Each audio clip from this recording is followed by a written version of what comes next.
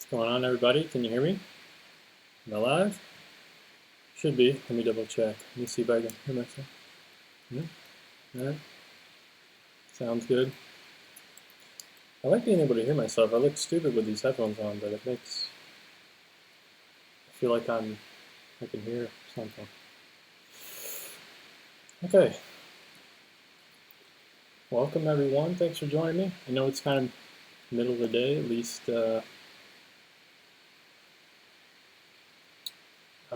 if you're in the U.S. or Canada or whatever, North America. I don't know what I'm going to be doing. It's really just a mic test. I finally got this microphone, and yeah, I'm kind of just testing that out. And whatever you guys, if you guys have any topics you'd like me to cover, I mean, I'll probably figure something out. But it's more of just this mic test. I want to see how it sounds in the playback and all that. But because my last live stream, I was like, man, the audio was horrible. I had so much good info in that live stream, and the audio was horrible. Something that I forgot to mention in the last live stream, in the very beginning when I was talking about the panels that I was making, I'm making my own panels from the birch. Give me 1 second here. I was talking about this last time. I had these panels that I got, these birch wood panels, and I was making my own canvas panels and linen panels. I had just gotten a roll of linen in the mail that day.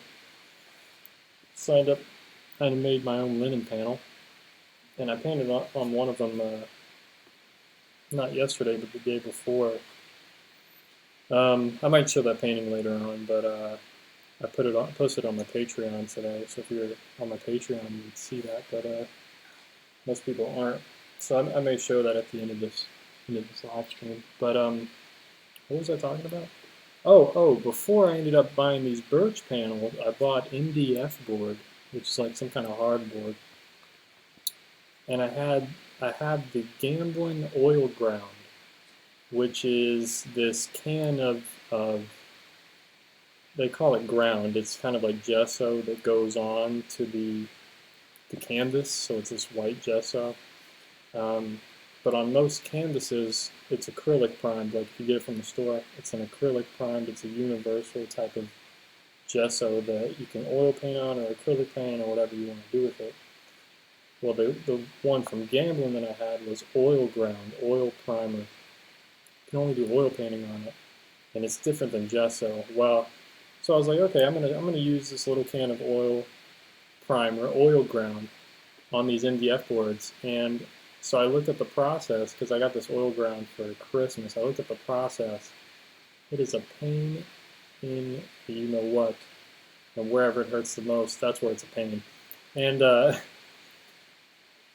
so you apply it very thinly on this panel using a roller and all this stuff, and it gets on your hands. It's like glue. It's so annoying. You got to use gloves. This whole thing, it's such a pain just even doing one small panel. But get this, you have to do multiple coats, up to 3 coats, at least 2. I wanted to do 3 because I was like, well, I want it to, be nice and good quality. Well, the first coat takes 3 days. They say overnight it dries. Mine didn't for some reason. And I read online other people saying it doesn't dry overnight. It takes like 2 or 3 days. So I even put half of them outside on the table, and they ended up drying quicker outside, out of the sunlight. They dried in like 1.5 days. And then the second coat takes a week to 10 days, and then it's ready to paint on. So that's going to take at least 2 weeks or more. And I was like, dude, I can't have this, man. That takes way too much time. And then you have to sand it down between each layer. Like, there's so much work. And I was like, how am I going to be able to make a ton of panels that way? So I was like, you know what? I'm going to buy these birch panels. I like the birch better for some reason. These birch panels, and then I just use this stuff called Miracle Muck, which I've used before, to glue a panel onto gator foam, which is another kind of board you can use. It's a little more expensive, but it's nice and lightweight for larger panels. So I was like, man, I'm just gonna buy a roll of canvas, and then anytime I want to use it, I'll just cut it off, glue it on there, and in 24 hours, this is ready to paint on. So I can make panels in no time. But yeah, I just wanted to mention that whole little process I went through with the oil ground. It was a because somebody posted a comment on the live stream last time, and it was um, yeah, it was way too much to do. Um, so yeah, it was just a pain. And I have all those panels. They're kind of like I don't even know what to do with them because I put like one coat on all of them, and I don't even know. I don't even know. They're just on my drying rack right now. I haven't really messed with them in the last few days. Yeah, I'm experimenting with the mic still. I bought this pop filter. Maybe that'll help with like the sounds and stuff you guys are hearing, like the any kind of popping sound or something, with like the P sounds and stuff. So that's kind of I got to figure out a setup with this thing because it's I knew it was a crappy setup, but it was really cheap to buy, and I was using my Patreon money from this month. So thank you guys for whoever supports me on Patreon. I was able to get this microphone and this little setup. So now my voiceovers when I do these lesson videos are going to be way better, way better. And I can use this little pop thing. I need to find a place to just hook it onto. It doesn't really hook on the mic. That's what I was saying. It's kind of a bad setup. But there's like only like one way to do it, and I haven't really figured it out yet because I just got it in the mail. And this thing was a pain getting it in the mail. I don't even want to talk about it because it got me so angry for like half a day. I was supposed to get this in the mail yesterday and I didn't, and it was at a completely other apartment across the way, and some maintenance guy had to bring it to me. He was like, "Yeah, I was working on this apartment, and I saw this package says your apartment number, and the apartment number was totally different. It was like 2 numbers off." And I was like, "Stupid Amazon delivery guy." It wasn't delivered by UPS or USPS. It was delivered by Amazon's delivery service. That's the only time I've ever had a problem with delivery. But anyway, what's going on, everybody? What's going on out there in the world today? We got 20 people watching. Woohoo! How old was I when I started drawing? I was about, I can't even remember, 4 or 5. I'd just say 5. I remember drawing when I was 5. I started out drawing like cartoons and stuff. I would draw them with a pencil, and then sometimes I would just go back over with marker and crayons, color pencils. And I drew a lot of like Scooby-Doo, Tasmanian Devil. When I was in like 3rd grade, I could draw. I ended up, I think there was somebody had a folder, those little cheap folders you used to buy at school and stuff, and they always had like a design on them or something. And one of them, somebody in the class, I think, had a Tasmanian Devil on the whole front of it. It was just a giant Tasmanian Devil cartoon, and I would draw that all the time. I don't know, I don't think it was my folder, but I think it was one of my friends or something. So I would always like, "Can I borrow your folder so I can draw it?" I'm like, "Yeah, sure." I'd sit there in class and draw this thing. It's a funny thing about how much free time we had back then in class. I would just sit there and draw a lot. And anyway, so I drew this Tasmanian Devil, and I drew it enough to where I didn't even need to look at anything anymore. I could just remember, I knew where to start from, and I would just go from there and just draw these lines, and I could get it pretty right.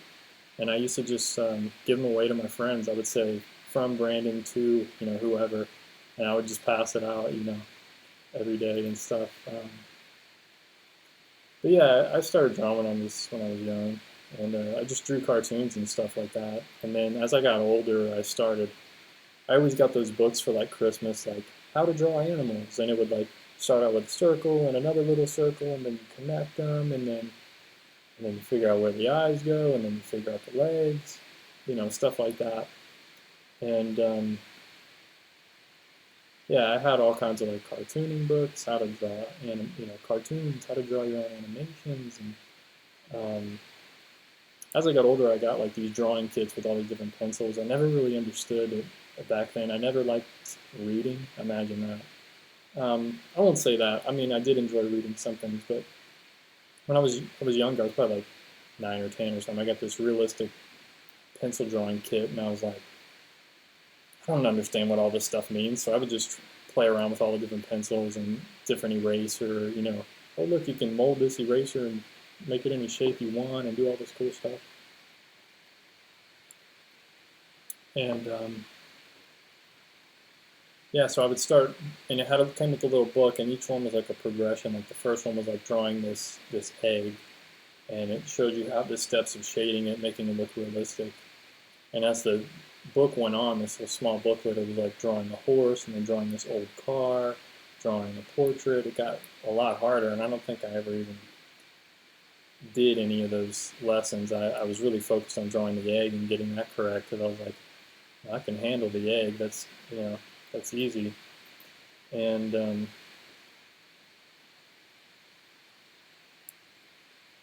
yeah, as I got older, I just started focusing more on the shading and trying to just draw more realistic, as realistic as I could get it.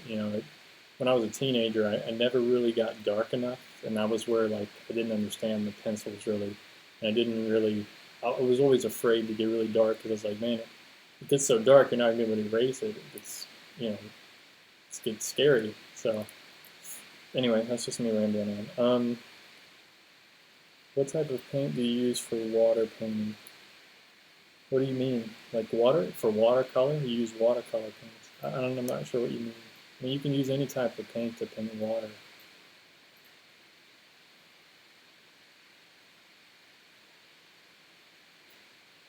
Just reading the comments here, trying to see what's going on.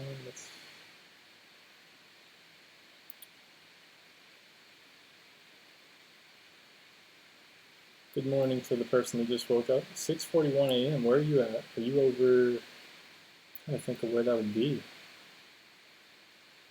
Let's see. You're over in like Asia or something? Japan? Australia? I don't know. I'm not sure where that would be.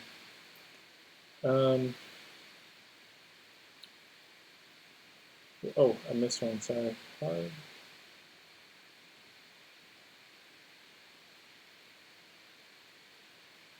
What's the best canvas to use to paint with oil? I don't. There's no there's no best. It's hard to say like what's the best. Obviously, you want to get higher quality stuff. The canvas that I use, not linen. This canvas that I use, I have a whole roll of it. It was actually really cheap. You can get. I can post a link to that if you're really interested in buying the whole roll. My work bought this for me a few years ago, and we bought like 25 yards or something crazy. It was a lot of yards, I know that, of this canvas, and it's very thick. It's way better than the canvas on these than the canvases that you buy in the store. It's way better. I feel it's the quality is way better. It's thicker. It's stronger. And the whole roll for like 25 yards, it's 96 inches tall, so it's like 8 or 9 feet tall, whatever that ends up being. And this really nice canvas, the whole roll, it was like $300 to $400. I mean, really cheap in comparison to like oil primed linen. I mean, I just bought a small roll that's 54 inches tall, about 6 yards, and it was like $250, $300, and that was on sale. Usually it's like 600 or something crazy just for that. So it's hard to say like what's the best. Obviously, you want to get the highest quality you can. I would try out oil primed linen. I know a lot of people like that because it's really slick. It's not as absorbent as the acrylic primed gessos, from what I've heard. I haven't had a chance to really play around with the linen as much yet. I've done one 4x6 small painting, and I couldn't tell a whole lot of the difference on that small painting. It seemed to be less absorbent to me as I was painting it. I didn't have to use as much paint to really get it to cover. But then again, that linen that I bought is kind of like the lowest quality linen. It's not like the tip top. To get the highest quality linen, it's like crazy amount of money for a whole roll. You know, anywhere from $500 to $2,000.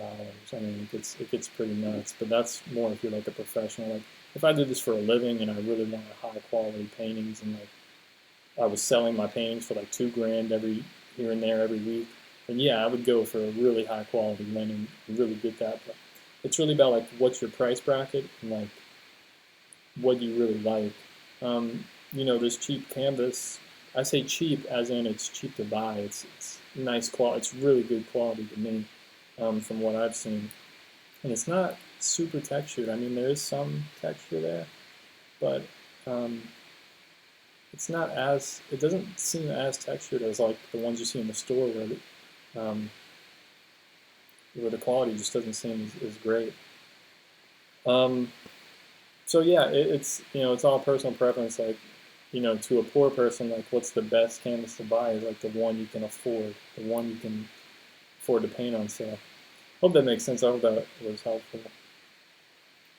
But if you want a link to that, like that cheaper canvas, I'll try to find it and post it up. I'm trying to remember the name of the online shop it was. Never heard of such. Amazon itself has a delivery system. Yes, yeah.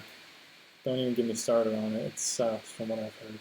So I had a really long day yesterday. I was working in the Bay Area, and I was actually painting a wall for just some solid colors. There was like a 4-color gradient on the wall, which is really difficult actually. For my day job, I'm a graphic designer, but they had me do this because they know I'm a painter. And, so it was just 2 walls, and both of them were 8x8. It took like all day. So I finally got home. I knew my microphone was going to be here. I was really excited. And then as I was driving on the way home, I stopped and got gas, and I checked the Amazon tracking, and it was like, oh, your package has been delivered. So I was like, okay, cool. And then I read it, and it said, usually they can leave a note, and it said, your package was left on the back porch. I was like, what? I don't have a freaking back porch. I live in an apartment. I only have a front door. There's somebody on every other side of me, and all I have is a front door. I don't have a back porch. What does it mean they left it on the back porch? So I was like, great. They probably. At first, I was like, maybe it's just a generic message. So I was like, okay, whatever. I'm gonna go home and see if it's on my porch. Maybe they just meant they left it on the porch. So it wasn't on the porch. So I went and checked my mailbox. Wasn't in there. I went to the office, my apartment office, where most of the boxes for me go. Nothing there. They didn't have it. So I was like, you gotta be kidding me, dude. So I called Amazon and spoke to an actual human being, and they were like, oh, well, maybe sometimes they pre-scan it when they just pick up the package and they haven't delivered it because it's just an Amazon driver. Maybe they just pre-scanned it. So I was like, okay. They were like, yeah, we'll give you a call tomorrow at this time at 5 p.m. and see if you got it. If not, we'll refund you or resend it. I'm like, all right. So now I had to wait. And then today, just before this live stream, some guy that's like painting, fixing up an apartment that somebody moved out, they were like, yeah, I saw this box. Luckily, the guy read the box and actually saw the number on it. Most people wouldn't even look at it. He looked at it and said, yeah, I saw the apartment number was totally wrong, and just wanted to make sure you got your package in it. Thanks, bro. So yeah, I'm not happy about this whole Amazon delivery system. It sucks. They need to go back to, if next time if I see it's being delivered by them, I'm going to try to cancel it. And I don't even want to deal with it. I'm just going to cancel it and re-buy it. Are you going to remake your Learn to Draw series? Yeah, I kind of am on my Patreon right now. I'm still rethinking it. You know, I have it all somewhat planned out, and yeah, I have it all planned out, and I've made a few, like 4 or 5 videos of it, but I'm not sure if I'm happy with them exactly. But yeah, I may remake that drawing series, but honestly, I'm not looking to put it out for free. Just to be straight up honest, because You know, I don't even have to justify it, actually. I'll just say I'm not looking to put it out on YouTube. How much time took you learn shadow? I mean, it take you know, it takes however long it takes to learn to draw. You know, it's all personal preference. How much time you want to put into it. Have you ever drawn a picture of the redwoods from the perspective of lying on the ground looking up? No, I haven't. That's huh, that's an interesting idea. I've heard that idea before, actually, a few years ago. Um, no, but I know it would be cool because I've taken pictures looking straight up, and all the trees kind of come in like this, you know, to the center. Um, yeah, I need to get out to the forest and lay down and see what it looks like. See if it actually does look like that. It's different on a you know a photograph. Can you do a video with Jazza? Who is that? I don't know what that means. Australia, Melbourne. Melbourne, Australia. That's pretty cool. I figured you were in Australia or Japan or something. I'm stuck with drawing lots and lots of trees. I think I'm hooked and couldn't draw anything else. But I can draw other things, but I can't focus and always wanted to draw trees. That's it. Yeah, I mean, I've always kind of drawn trees and stuff, and I paint them now. If you check out my Instagram, I kind of have it just. I'm kind of getting really focused and just drawing or painting nothing but trees. Let me show you guys real quick. Um, just for people who may not have me on the Instagram, you need to follow me on there. I got 1,400 followers. Yeah, see, my whole thing is just pretty much all my redwood trees and stuff. I got one portrait on there right now, but I think it's getting pushed down. But yeah, I'm mostly doing trees. Right now it's like redwood trees, but I've also been thinking of branching out. That was a pun, and I didn't even mean to do it. Yeah, I've been thinking of branching out, doing other trees and stuff. Yes, post a link, thanks. Yeah, let me try to find that link. I should have it saved somewhere, link to that canvas. All right, well, I'm gonna try to find that link. Let me see what else.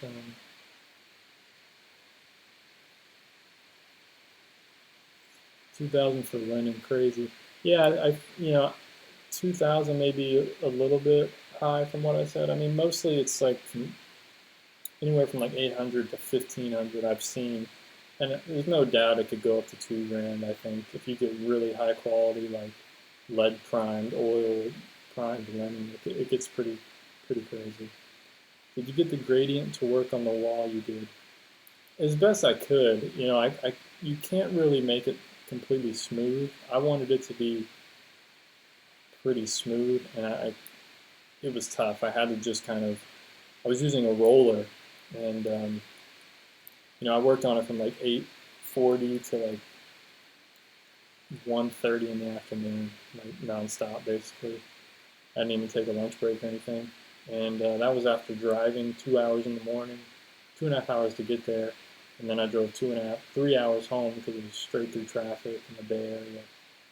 It was a long day. It was a tough day, but they liked it. You know what I mean? It was for some children's facilities that we have for traumatic brain injury and just other ailments like that. You know, trachs and stuff that kids are born with. So yeah, it was cool with some bright colors and stuff. But yeah, I got it to work. Let me see if I can find this canvas. Should have it saved in my notes somewhere. I have all the I have all the linen rolls. I saved a bunch of linen rolls just um, to keep the prices. Canvas rolls. Oh, here we go. Found it. Boom.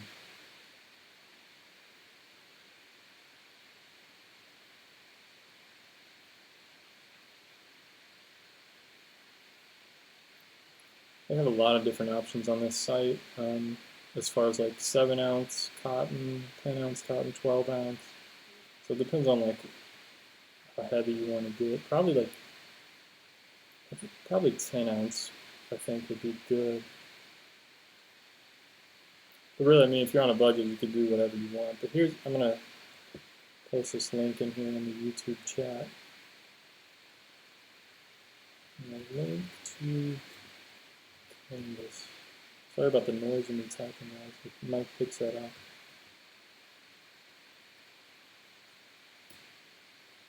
Let's see if that posted. Yeah, there you go. There's a link to the Canvas, guys, in the chat. You guys will see it before you actually. You'll see the link before you hear me talking about it in the chat. It's important not to get too caught up in materials. Work with what you have and focus on painting. Yeah, I totally get that aspect of it. I mean, me making my own panels, I think this is a good, like, in between, because those cheap ones that I used to buy for like $1, I mean, those aren't going to last very long. You know what I mean? And I want to like have some kind of quality and value to my art. You know what I mean? And I do sell those to people and stuff, but going forward, I want to have something that's a little more durable, a little more longer lasting. And this is still cheap and not, you know, being totally worrying, you know, being anal about the,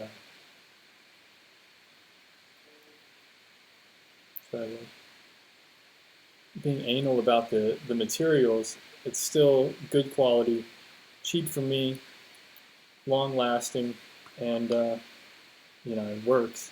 But yeah, some people just get so caught up in, you know, they gotta have this type of quality paint with only these, you know, this kind of paint. You know, I've used all different kinds of paint and experimented with different kinds of paint, and now I just buy it in bulk, tube it up myself, save money. You know, for me right now, I need to save as much as I can on the materials, so that's what I focus on doing. And then I just focus on getting it, you know, painting. You know, I don't have to worry about running out of paint because I have a lot of paint. Here, actually, let's talk about that. Give me 1 second here.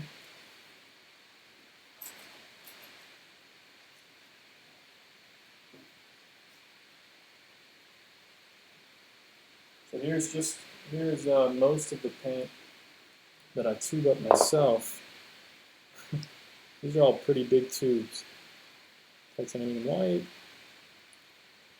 another titanium white. This is all, oh, another titanium white. This is the one I'm using. And that, all that paint was from one can that I bought for like, I don't remember how much it was, 50 or 60 bucks. And I got, imagine, you know, you buy one of these from the store, they sell it to you for like 15 bucks or 20 bucks, 10 bucks, depends on what pigment you buy, but 15 bucks something for that, or you could buy these for 60 bucks and tube it up yourself. I don't know. I think I'm gonna go with this over this little thing, you know what I mean?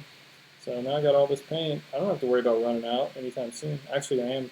I'm running out of transparent red earth because I use that a lot since I paint a lot of trees, and it's kind of like, it's kind of the red that I use in my palette mostly. Because I mix it with yellow, I get some good oranges that way. I mix it with the blue, I get a nice kind of dark value, like a dark black, earthy type of black.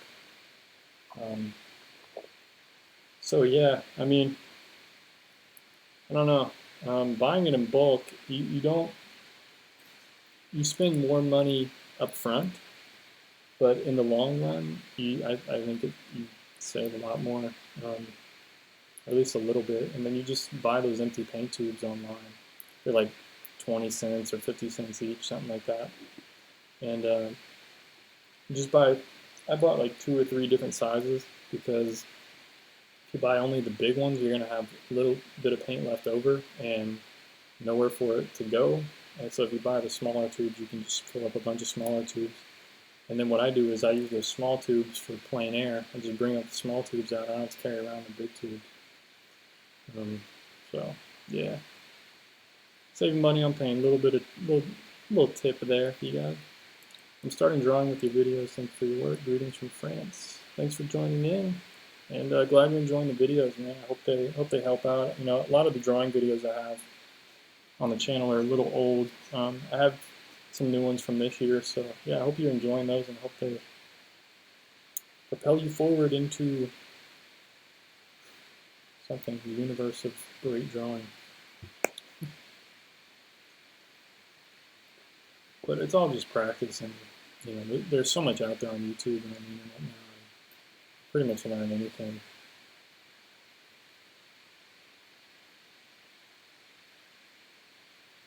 Yeah, one quote everybody's talking about, like materials and being perfect and all this stuff, is like, there's one good quote out there that perfect is the enemy of good. Or I think that's what it is. Somebody correct me if I'm wrong. Perfect is the enemy of good. And because if you're always worrying about something being perfect, like there's some people that start paintings and then they never finish them because they're like, I can't get it to be perfect. But like, dude, I try to finish every painting I do in like 1 or 2 days. Sometimes I'll go back like a week later and go, I need to touch that up and I'll fix it up, or something like that. But you know, you got to just finish and move on to the next, and realize like, what if there was something wrong with that painting, like what it was, and just keep that in mind.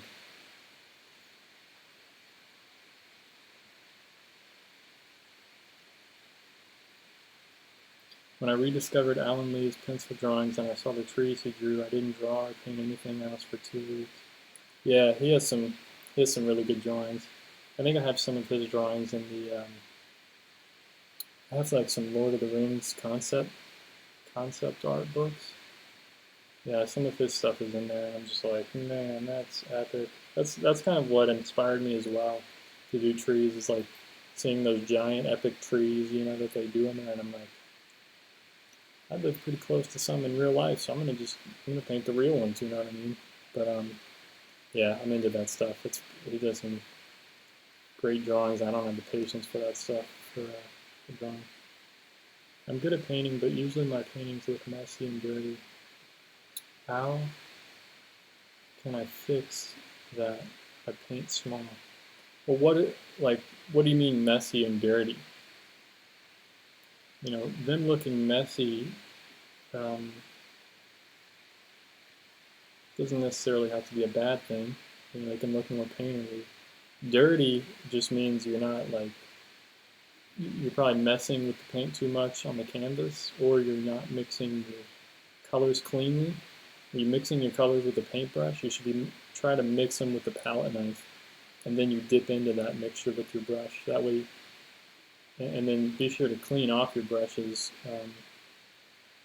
You know, very periodically. We use 5 different brushes for the whole painting. Like one you use for, you know, the sky colors, one you use for the ground colors, one you use for the shadows. Try to keep it like in the right value. You know, you wouldn't want to dip into like a really dark shadow mixture and then just wipe that paintbrush off and then go and paint the sky, because some of that dirt's going to bleed in. Some of that black, dark shadow color is going to bleed into the sky, and you don't want that. So, yeah, it's usually like making sure your brushes are clean when you go into a new mixture, not messing with the paint while it's on the canvas, and mixing your colors. So those are kind of the things that I can like generally give you to try to keep your paintings a little bit cleaner, like the color cleaner. And messy, having the surface like messy, is kind of just like, you know, don't mess with, you know, put the paint down, leave it alone for the most part. You know, soften the edge if you have to. You know, sometimes putting just a brush stroke down, most of the time you have to modify that stroke. Sometimes you have to soften one edge or all the edges of it, or, you know, paint into that edge or paint into that shape. But for the most part, you don't want to screw around with it that much. You want to just put it down and get out of there, you know. How can I draw every day? You find a pencil, find something to draw on, whether it's a wall, someone's face, your cat. Don't draw on your cat. Draw on your dog, I don't care, but don't draw on your cat. And the table, whatever you have, whatever you want to draw on. And then every day you wake up and then you get your pencil and your thing and you draw on it every day, boom, and then you're done.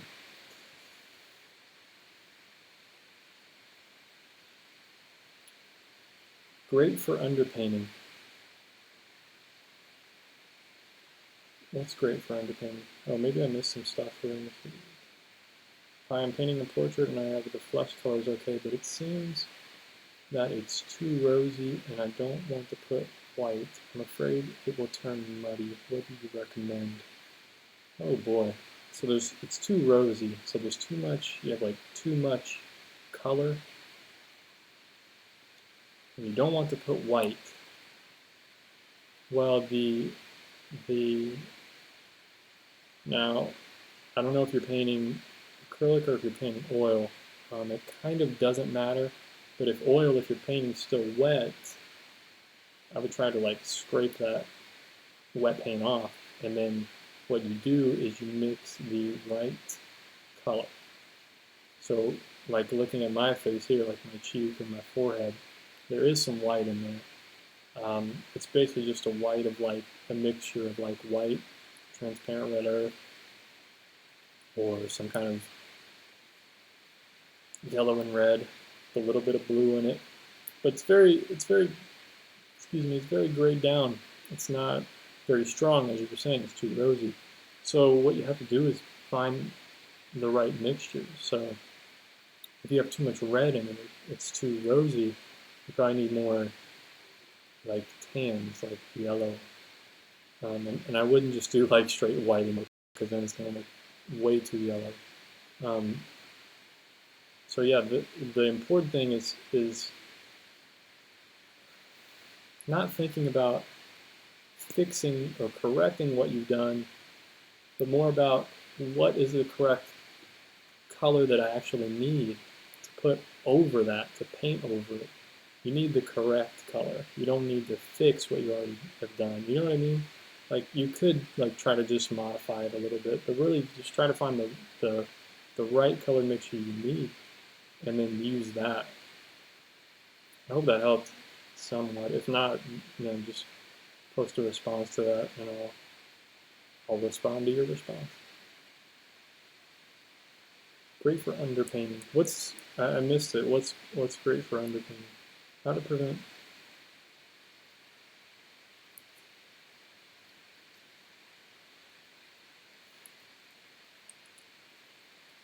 Oh, ears are starting to hurt, man. These headphones squish my ear. Painting in oil. Okay, yeah. Try to like. If it's already dry, there's nothing you can really do about it. If it's dry, you just paint over what's there. But really try to get that correct color tone. So just remix up the color, like just try to remix up the right color and paint over it. Yeah. Your new mic is good. That's good to know. Thanks for the comment. That's what I want. What's some feedback? What do you guys think about the mic? Does it sound better than my last live stream? If anybody, did anybody here see my last live stream? I recognize some user names, but I see a lot of new ones as well.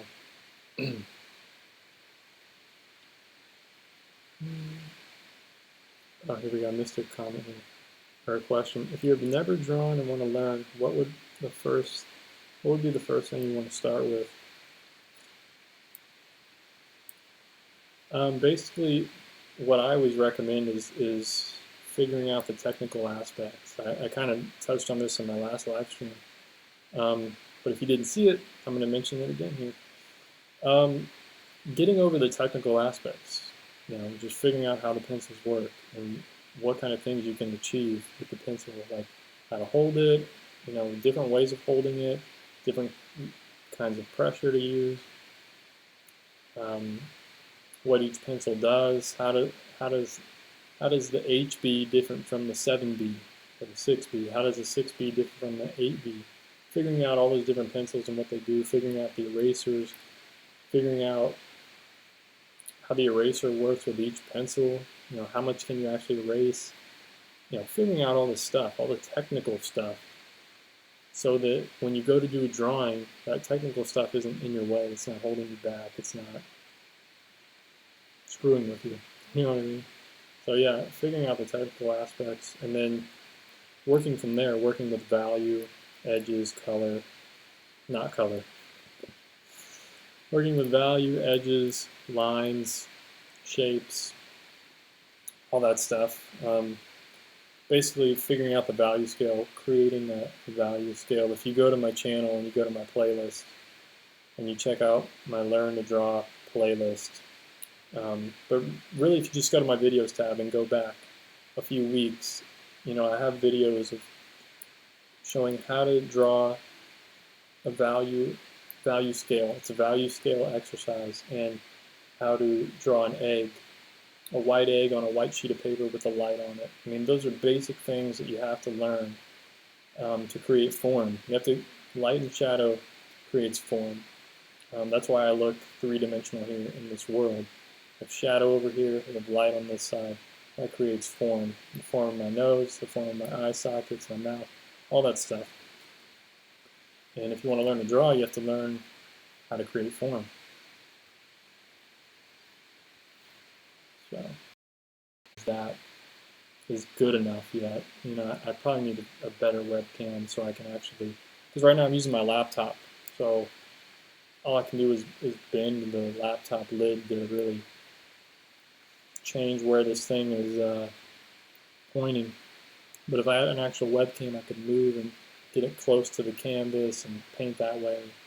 Now I have a good mic and stuff, so I'm figuring all this stuff out, and thanks to my Patreon, stuff that I promote. I know a lot of people don't like Patreon. They think, oh, you're just begging for money and all this stuff. But no, I mean, this is what it does. It supports this channel.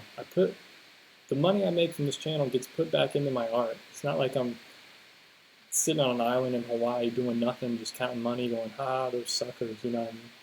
Bought a new microphone for these live streams and stuff. So that's what I'm always working on and stuff. What do you recommend for acrylic painters? Your channel is great. Keep it up. Thanks. I appreciate it. Appreciate the comment. Thanks for joining in. Thanks for the question. What do you recommend for acrylic painters?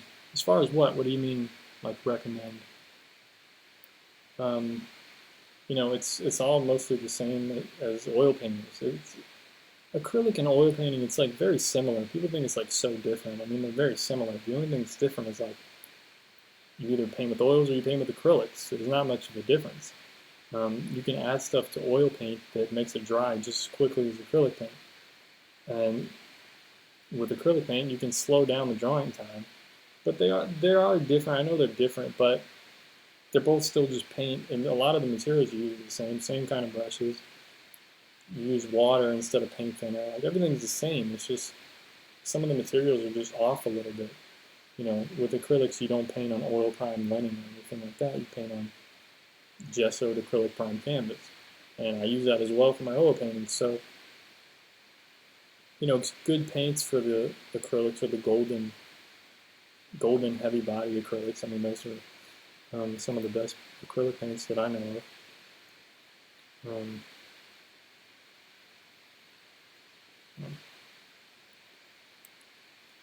There's a hissing sound from the mic. Well, it's not perfect, but if I were to use my laptop mic, you'd be like, holy crap.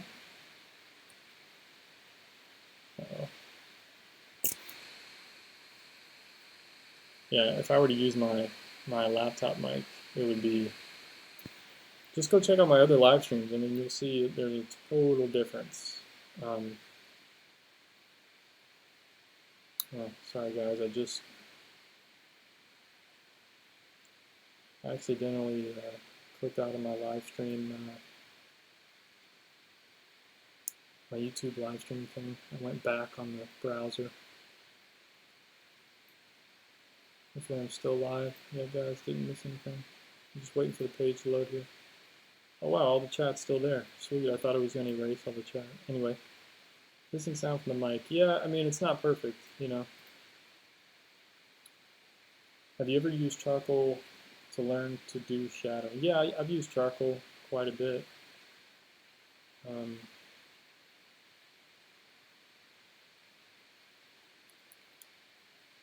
oh yeah, the hissing sound is actually, my laptop's right in front of me, and my laptop is very hot right now, so it's the fan just like, the fan's just going. So when that fan's not going, the mic's probably a little bit better. Let's see if I move along with the hissing though right now. Sounds a little bit better. Yeah, a little bit.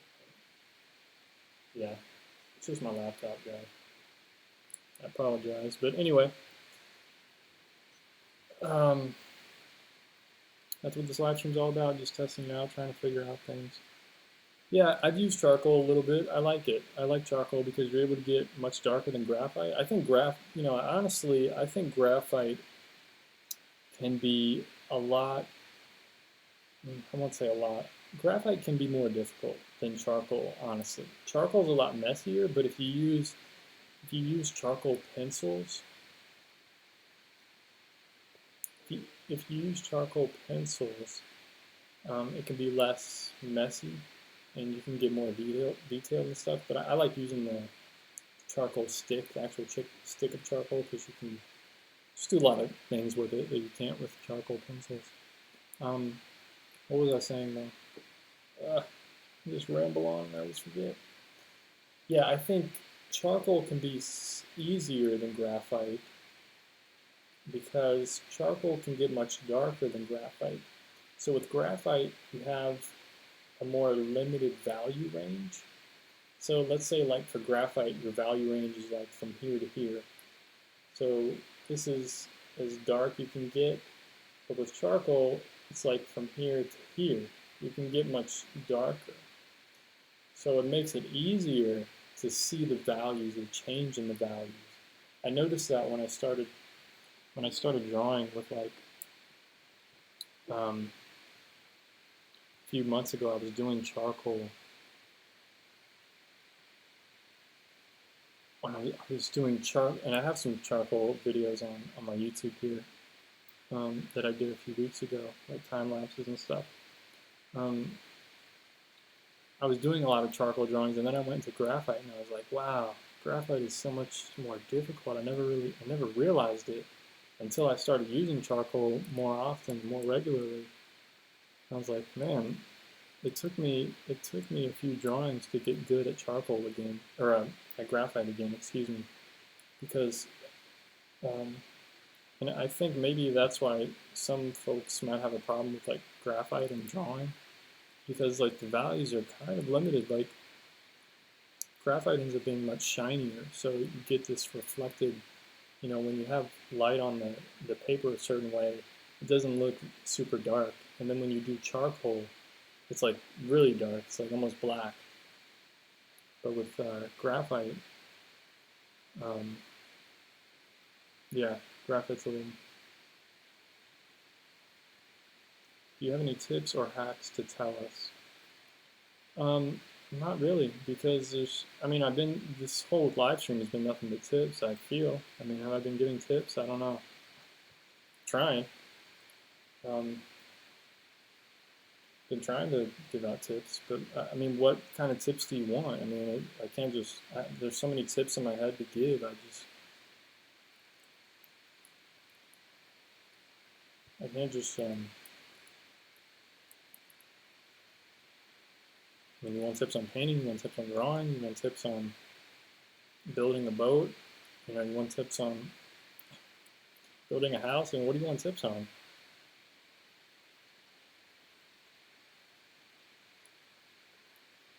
And really, you guys can ask me anything you want. I mean, if you want, like, if you want to know, like, how do I manage my money, or, like, how do I manage my activities, or, like, just life stuff. I mean, I'm cool with anything, If there's something I don't want to answer, I'll just ignore your comment, you know what I mean? Like, if you guys are curious about anything, like, how do I manage to do all these videos? Like, how do I have time to do all this stuff? Like, Sorry guys, I haven't really eaten much today, so I'm trying to get some calories in.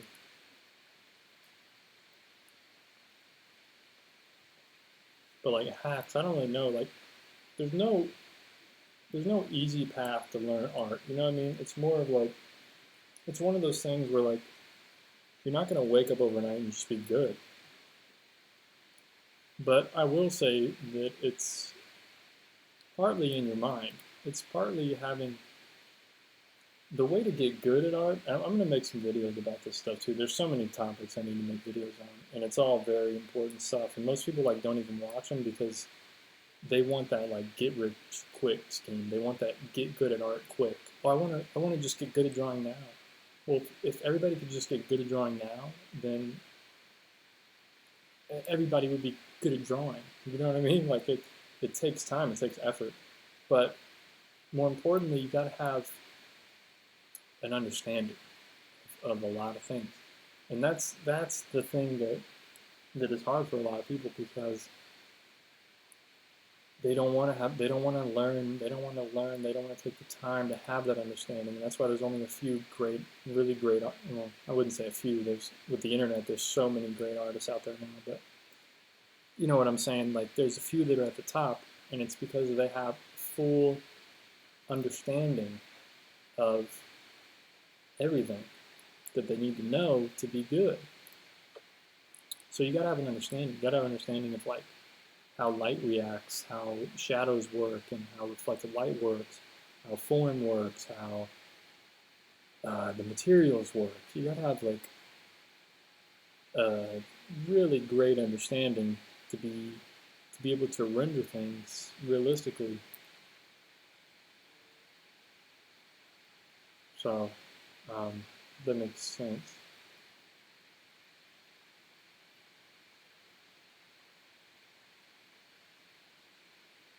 Just reading the comments here, guys. I gotta spend a lot of comments here. Thank you for all the love and great comments out there. I appreciate you guys.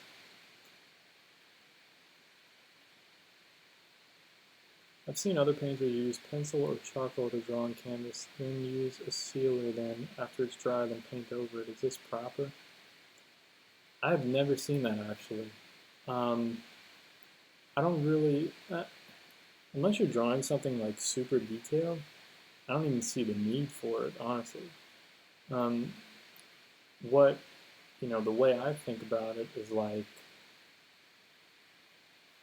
the more chemicals, the more stuff, the more layers you have on your artwork, the more complex it makes it. And I think the more complex your art is in the end, and this is just a general statement, it's not like the end all be all, but I think the more complex, like all these chemicals and layers and stuff, I think over time that's all going to break down. I think it's harder to create like longer lasting art with all those different chemicals and stuff. Like for me, I just use paint straight from the tube, straight onto the canvas. That's it. If I'm doing a larger painting, I'll thin it down in the beginning in the sketch. I'll just sketch with thin paint right on the canvas, and then I say that with bigger paintings because it takes me longer to sketch it out and then block it in. It'll have time to dry and let that solvent evaporate. On smaller paintings, I just use paint straight from the tube, straight from the tube to sketch it out, which is very dry, like a dry brushing. So I don't mix like all these different mediums and all this complicated stuff. People just like to make things so complicated, and it doesn't have to be. Art can be very simple, and even if you want to use like mediums for oil painting, that's fine. Pick one medium and use that. You know what I mean? It doesn't have to be. People just like to complicate things because they don't really want to finish art or create art. They're like afraid to do it. So they have like, oh, I got to make sure all my material is good. I got to make sure my studio is perfect. I got to make sure it's all in line. They don't even like get to the process of creating. They're like, oh, they got to draw on the canvas with a certain thing and then use the sealer, wait for it to dry. It's like, dude, just put it on the canvas and get to work, man. Like, I don't understand all that. That's my thoughts on it. So it could be proper, depending on what they seal it with. There could be a thing where like it's okay to paint over that for longevity. It's fine. So that may be the case. I don't know. I've never heard of that before, so I can't really speak on it. I'm just giving my general thought of like having so much stuff mixed in, it just gets too complicated. How does it feel to be a bad artist? What does that mean? Are you calling me a bad artist? This guy's bad at painting. Whatever.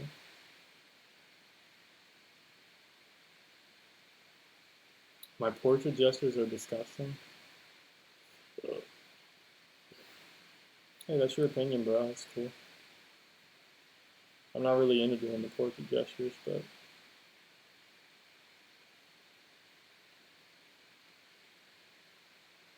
I'd be curious to see your 5x7 or 6x8 portraits done in 40 minutes. I'd be real interested to see that in oil paint. All right.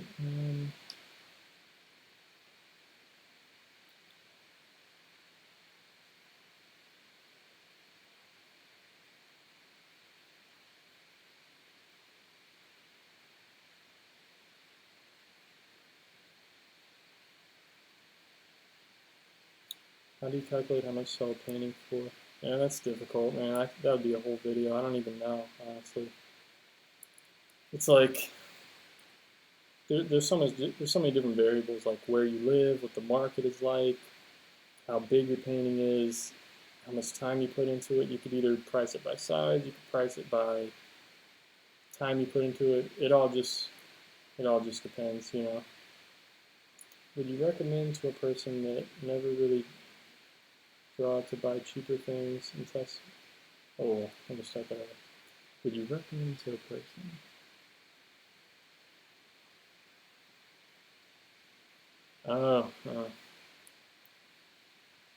Like buy cheaper materials if you've never drawn before.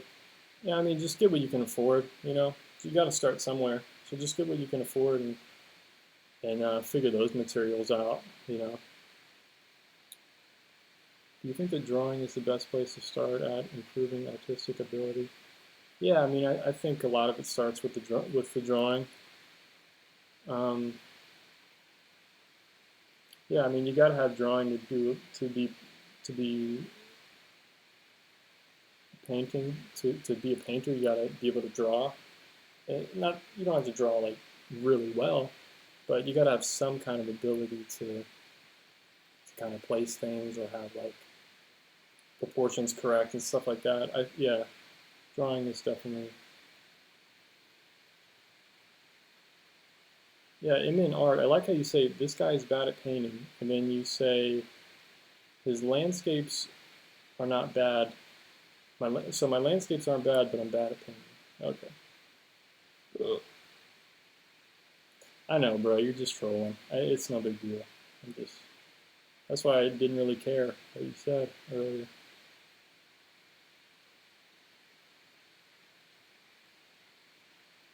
You're a good troller though. That's good practice, man. Practice makes perfect, right? Or it makes you better. Doesn't make you perfect.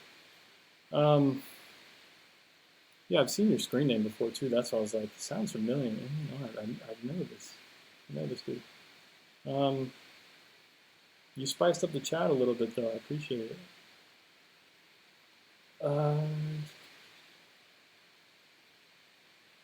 Trying to get through these comments. There's so many now since professional troll rolled in.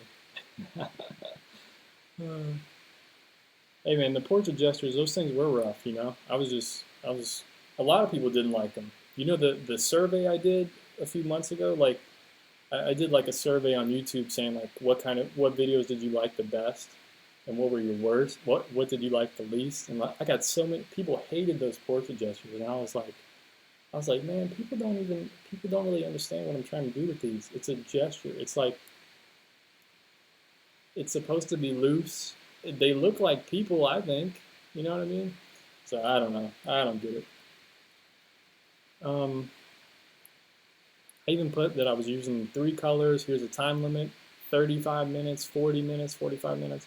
I'd like to see all those people that disliked and what they could do in that amount of time and make a video on it. People probably wouldn't even do it. They don't even know how to make a video, and they're judging my videos. You know what I mean? It gets annoying sometimes being a YouTuber, you know, because you have all these people judging you and being negative, and then it's like, man, these people don't even know how much time goes into a video. They don't understand it. Yeah, some of my videos I'm just talking and it's kind of quick, but still the editing, man, it takes like an hour or two, and then I got to export it. That takes like an hour. And then you got to upload it. Then you got to write a description. Then you got to put tags in it. Then you got to put ending on the video.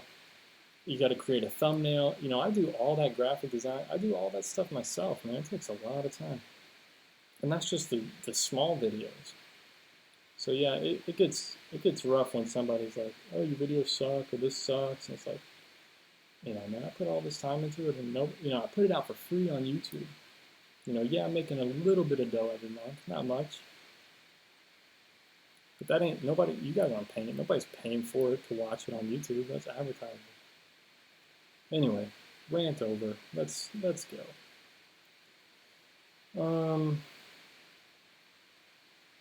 What do you do to get into the creative zone? Music?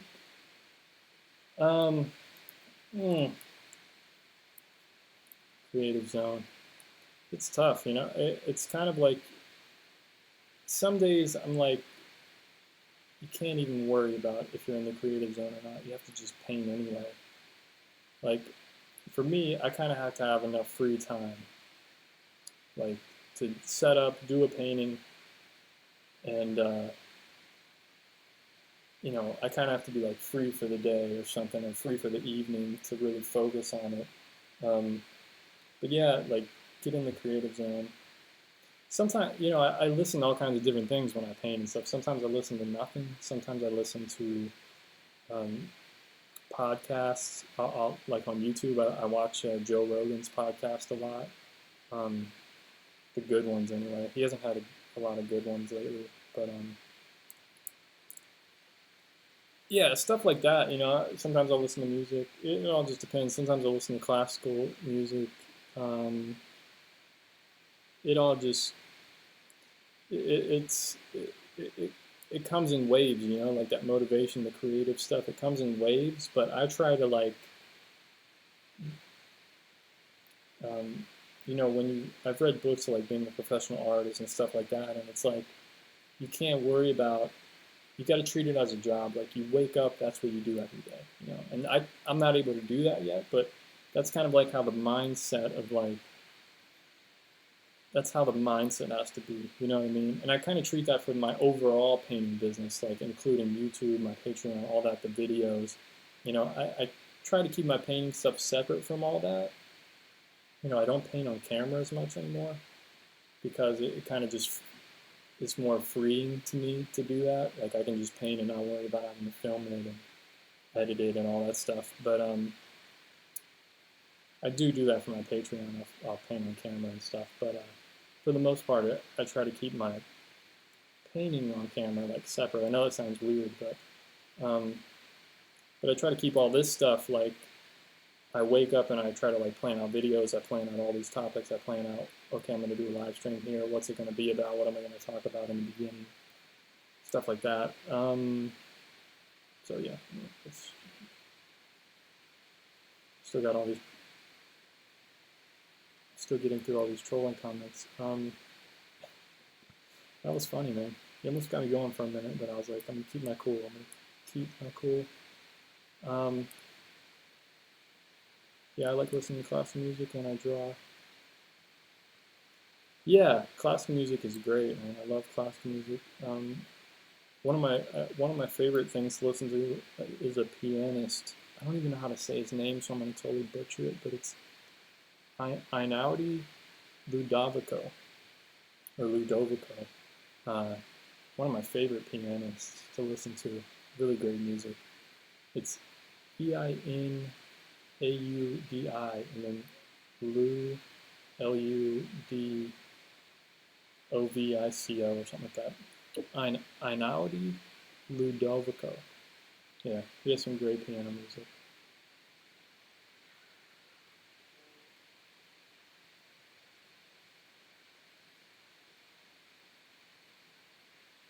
One day I would like to paint portrait gestures like Jeff Watts. He is amazing. Yeah, that's who, um, and then art. Yeah, that's who inspired me to do those portrait gestures. I was watching his portrait gesture DVDs and some other DVDs he has. I got, like, I think I have all of his DVDs, or like 3 or 4 of them, something like that. And yeah, I just got really into it. So I was like, man, I'm gonna try to do this, see if I can do it. It came out all right, but a lot of them didn't. I didn't post, a lot of the ones I posted, there was probably like 3 or 4 really good ones, and the other ones were just kind of like blah. I should just delete the videos, but I'm just gonna leave them up there, for whatever. But some of those portrait gestures I just threw away, but I probably kept 3 or 4 of them that I really liked.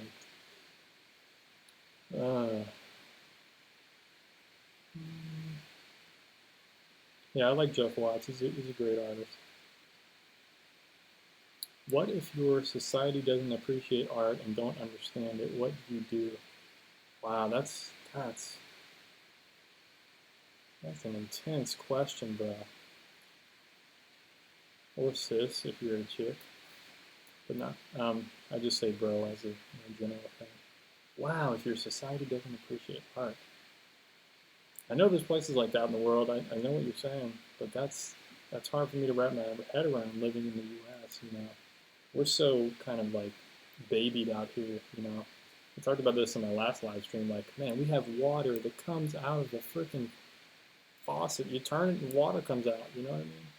We're babied out here. It's a lot of people living in the world that don't have that, and we can go to the store and buy bananas. I got like 4 big bundles of bananas just sitting on the counter. I got a bunch of peaches and stuff. And people have to go out there and forage for their own food and stuff, or hunt for their own food. Anyway, society doesn't appreciate art. All of my paintings don't have an idea that is related to me. I think all my works. I think all my works are studies. What do you think? Yeah, there's nothing wrong with that. Going back to the society question, that's tough, man. If anybody in the chat has a response to that, I don't know. I think you just do you. You know what I mean? Just be a human being and do what you can. Doesn't appreciate art. I mean, that probably means like you're not able to sell it and stuff. So I think just do what you can. I guess I don't know, man. That's a deep question. It's really deep. Yeah, all of your paintings don't have an idea. They don't all have to have an idea. You know what I mean? I think nowadays, I try to have all my paintings have some kind of reason that I did them, like some kind of concept. Like, is the focus like on the light? Am I focusing on the shadows, the beautiful colors in the shadows, or the beautiful harmony overall of the scene, the colors of the light? The subject, is it, an epic mountainscape with a lake or something? Is it a waterfall? Is it an epic redwood forest? I try to have some kind of concept with it, but yeah, not all of your art has to have that. Some of it can be study, like just figuring out, like studying straight from life, like figuring out effects, like lighting effects. Like how does water actually look, like reflections on a stream, like the sky being reflected and the trees reflected, like what do you actually see? And like trying to copy that and figure that out. It may not make a great painting, but you'll understand more. It goes back to that understanding and learning, having a greater understanding of things, so that you can actually learn. And I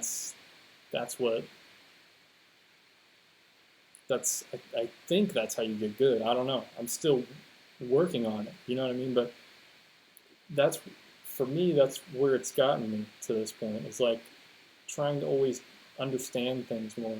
Observe and then understand what I'm observing. You know what I mean? And I've heard that from other artists, other great artists have said the same thing. So I'm like, I learned it from them, and then I go out and do it myself, and I'm like, it works. I think there's probably more to that, but that's part of it. Do you ever get painter's block? I used to. And as far as painter's block, like not wanting to paint or not knowing what to paint. What do you mean by painter's block? I'll touch on that a little bit more if you're still here and you want to respond to that. Like, what do you mean by it? Like, I don't know what to paint, or, well, let me just speak on that, I guess. I don't really not know what to paint anymore because I figured out kind of what I love to paint, what like my purpose and mission is for my art, and like what I like to capture. Trees, redwood forest, light, dappled light. Um, Eventually, I'm going to start doing oceanscapes and sunsets, sunrises, stuff like that. I like doing things mostly.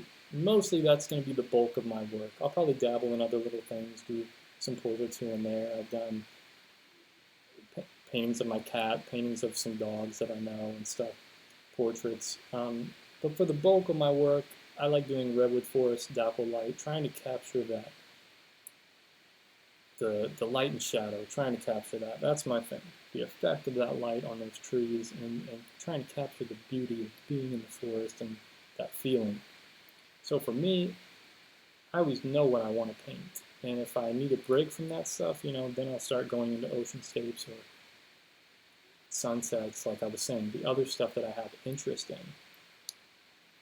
So that's kind of how I combated painter's block, I think, on a long-term level, because I used to get it. I used to go, man, why am I painting? Why am I painting?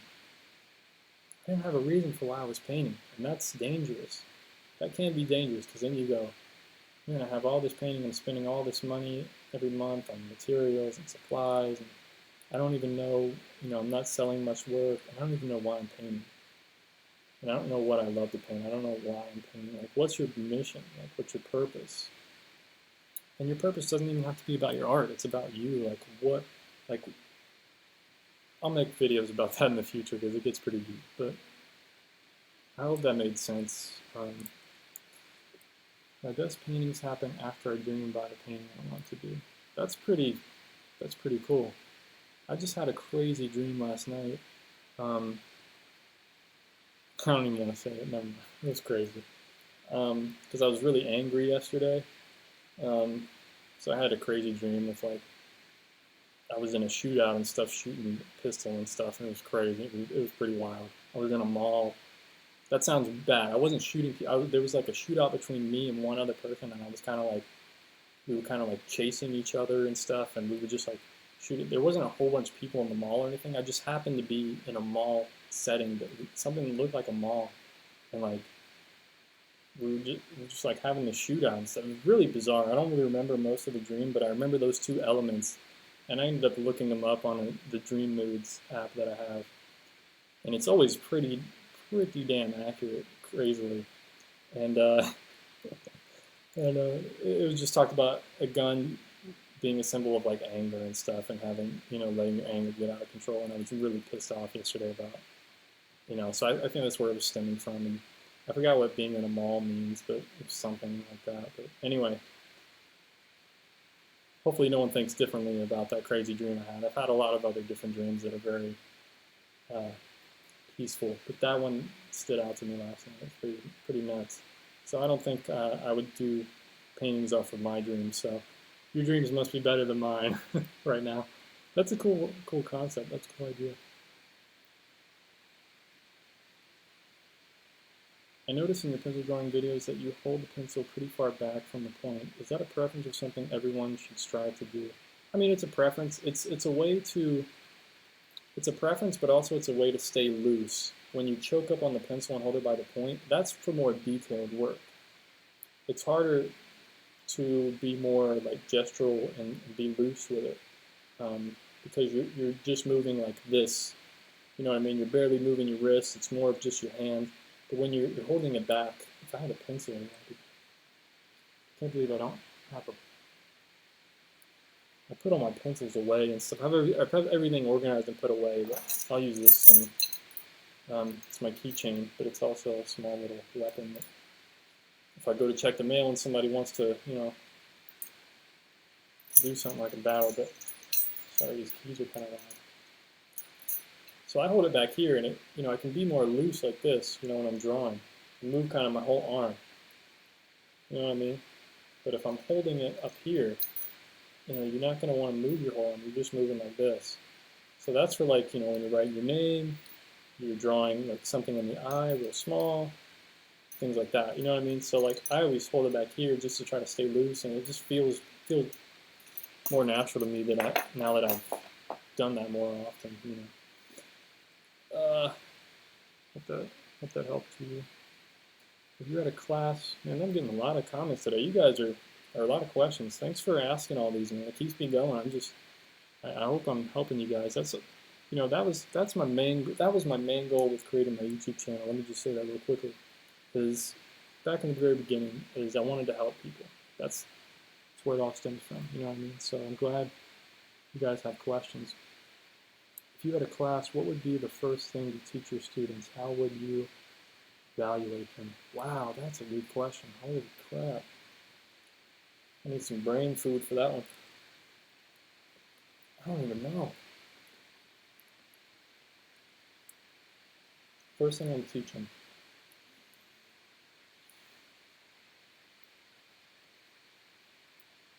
Well, you would have to start at the basics, right? And some people that would be boring because maybe in that class they would already know the basics. Maybe they would be kind of like me, like an intermediate artist that already knows a lot of stuff. So it would suck. So I would kind of, if I ever had like a class, I would want it to be like a class full of beginners or something to that effect. So that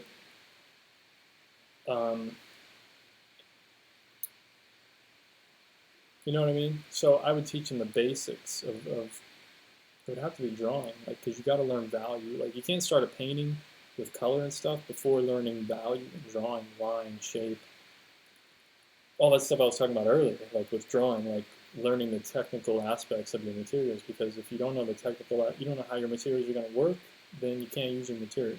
So, makes sense to me. How would I evaluate them? I don't know.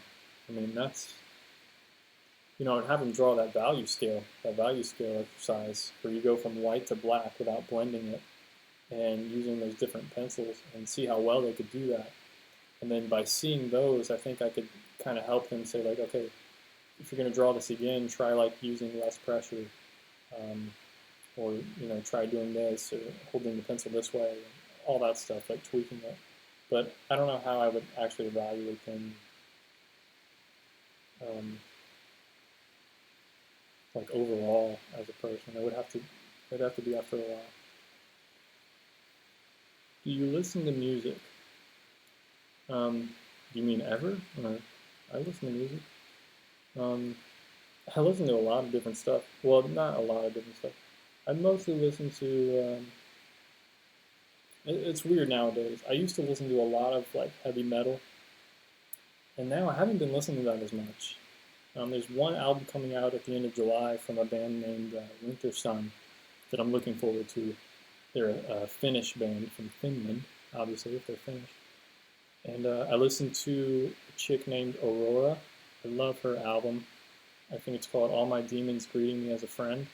It's kind of weird to listen to, I never really listened to music like that before, but her stuff is so emotional, and I really connect with it, and that's like a perfect album. That's probably the really great album. Aurora, so check her out. That's a great album.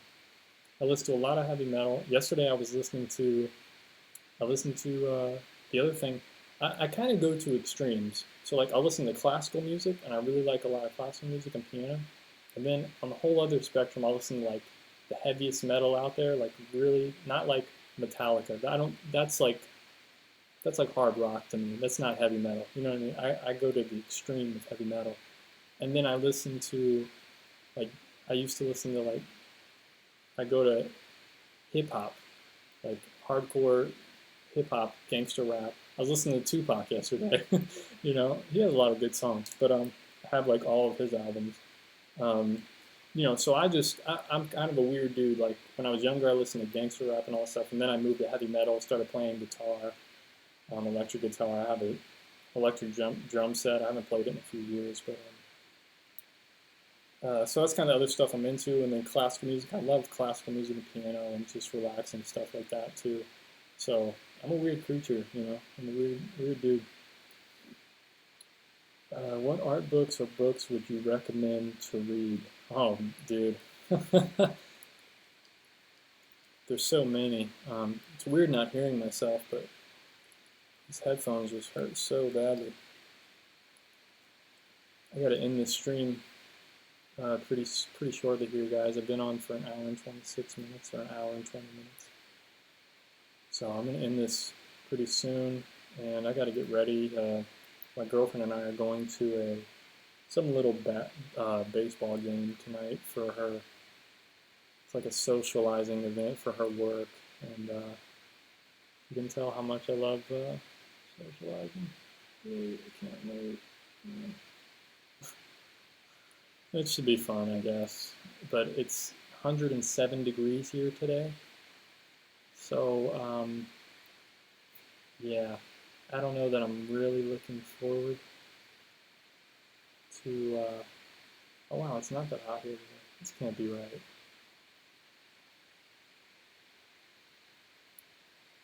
Yeah, heat index, here we go, it updated. Heat index of 102 today.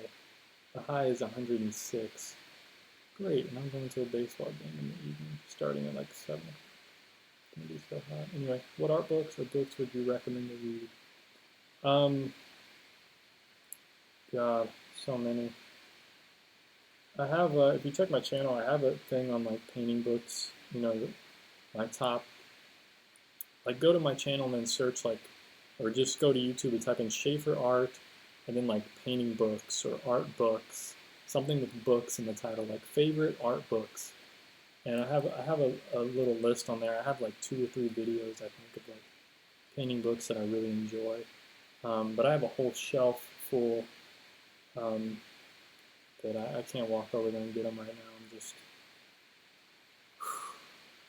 Oh, actually, I have some right here. I got some painting books here. I'm stupid. This is a great book if you want to learn landscape painting.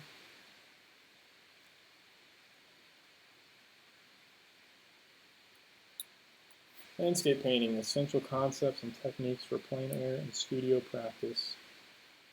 And here is the author, if I can get that in there. Nope, I can't. Mitchell Albala. Mitchell Albala. There we go. There we go. All right. That's a great. This book is jam packed full of stuff. If you want to learn landscape painting, boom. So there's one. Holy crap! There's so many comments. I gotta get through these quick. Let's see. Draw with your left hand challenge. Well, that would be cool, actually. I might do that. Thanks for the comment. I might do that one day. Schaefer, have you done the sketch a day for a month challenge? No, I have not. Might do that one day too. What kind of stuff would you like to see me sketch? I'm not really sure what would be interesting. Yeah, I'd have to think about it. Where do you get ideas on what to create? Do you have an art block at times? I just answered that question. It's, yeah.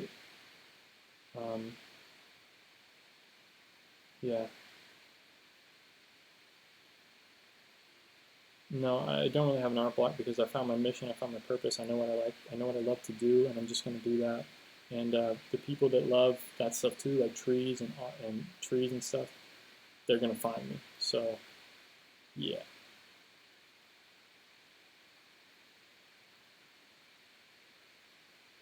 Okay, didn't do this. What do you think about modern art? I think it can be useful, and I think it can also be, to be pretty blunt, I think it can be garbage. But it all depends. But I think a lot of it can be interesting, honestly. What's going on, everybody? Thanks for joining in. If you just tuned in, appreciate it. Is there a painting that called out to you? I hope. Is there a painting that called out to me? There's a lot of paintings I like and stuff, like styles and stuff. A lot of work from Edgar Payne. What do you think about online art schools? I've been taking lots of online classes for a year, and I think it's helped my drawing ability with time. Yeah, I think they can be very beneficial. I mean, yeah, yep, for sure. You just have to be careful about where you, what you buy and stuff, and make sure you're getting the value that you pay for. Do others hear that hissing? Yeah, it is hissing a little bit. It's because my laptop fan, unfortunately. My laptop's right on the other side of my mic, so it's just some noise from that. I apologize. My laptop streaming, when I stream this, it just overheats. But I think it's a way better improvement than the other mics I used to use. If I was using the mic from my laptop right now, you wouldn't be able to hear me. I've noticed that the West Coast don't like portraits be done as much as the East Coast. How would you comment? And no, I'm not trying to put you in the spot. This is chat from one artist to another. Yeah, for sure. I've noticed that West Coast don't like portraits to be done. You mean like painters on the West Coast versus painters on the East Coast? I think painters on the West Coast like to be outside because the weather is so much better and there's so much more interesting things to, well, there's a little more interesting things to paint out here on the West Coast. You know, we got epic ocean. There is some coast on the East Coast that looks good, but it's so damn cold. Out here, man, California, it's beautiful, you know. But then you go a little bit inward, you got the Grand Canyon, you got Zion National Park. There's so much stuff in California, Yosemite, and Redwood Forest, and all this stuff. And I think people out in the West, it's just a totally different thing. Like, people love nature, you know what I mean? Like me. Like, yeah, I do paint portraits and stuff, but like, being outside, being in nature, loving the weather and all that, like, I think it's totally different mindset, I think. You know, on the East Coast, it's like they're inside for like 9 months out of the year because it's snowing a few feet, and you know, you don't really want to go outside and paint. But I don't know. That's my take on it. I'm not sure if that's what you were talking about, but yeah, it is interesting. I've never really thought about it. What's your favorite medium? Oil painting. Do you still use Geneva oil paint from Carter? I was thinking of trying them. No, I don't, because they're too liquidy for me. I like paint straight out of the tube when it's kind of thicker. I like being able to put the paint thickly on, and his paint is too liquidy for me, for my purposes. I think the paint is great quality. You know, everything else about it is fantastic, honestly. But for me, the viscosity of it is just it's too liquidy. Other than that, it's great paint. I mean, it's really great quality. But that's just how he likes his paint. He likes it like that, having the medium in it. All the paint dries at the same speed. I mean, puts a lot of thought into it. And the paintings you can get are great. But for me, I like having that thicker paint and being able to kind of really put it on the canvas thicker. And with his paint, I just wasn't able to do that. You know what I mean? Love your art. Hey, I appreciate it. Thanks for the comment. If money was no object, where would you go to continue your art education? Oh boy, if money was no object, where would you go? I would, you know, I don't know, I don't necessarily know that I would go to any particular school or anything like that, but I would go learn from the artists that I really admire and that I really love. I would go to their workshops and learn from them, and learn all that I could from the greatest artists that I really admire, that are living. So, yeah, that's probably what I would do.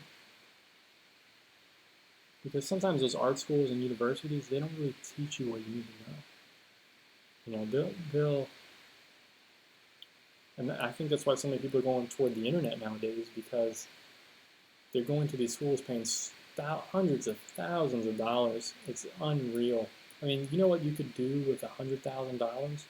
And people in these 18, 19-year-olds haven't even figured out what they want to do in the art world. And then they go to these art schools and rack up a ton of debt. and then they spend their whole life figuring out, how am I going to find a job that pays enough to be able to pay this off? And it's like, that's ridiculous, dude. That's unreal.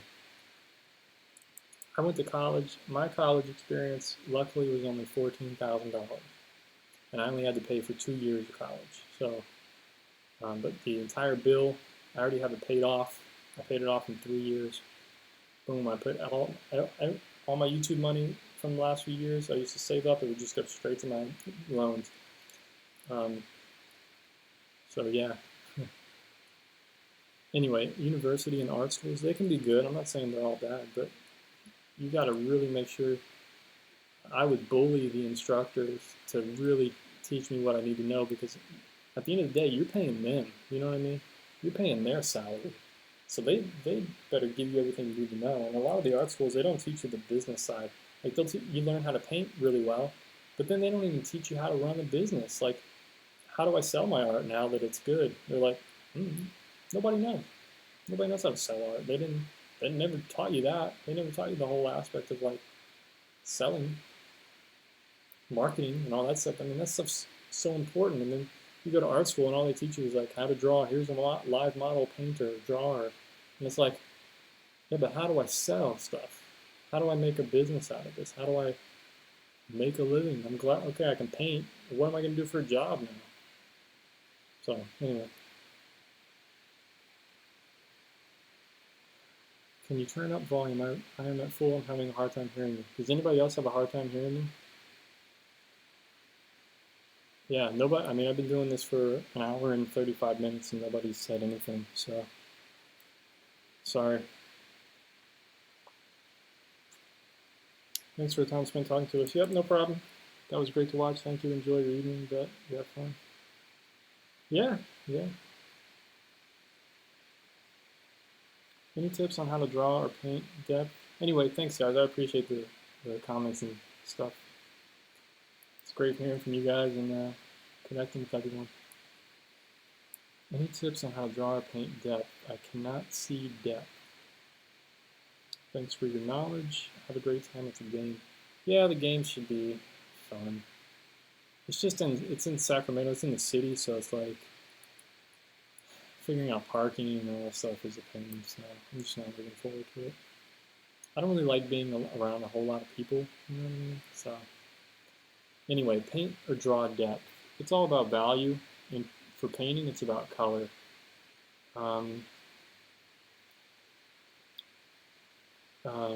So for depth, it's also about size. You know, painting depth, it depends on what your subject is. What is your subject? What do you mean by painting depth? What are you trying to create depth in? Like a landscape where there's a lot of depth? Are you talking about that? Anyway, reply if you're still here. Reply to what I just said and let me know.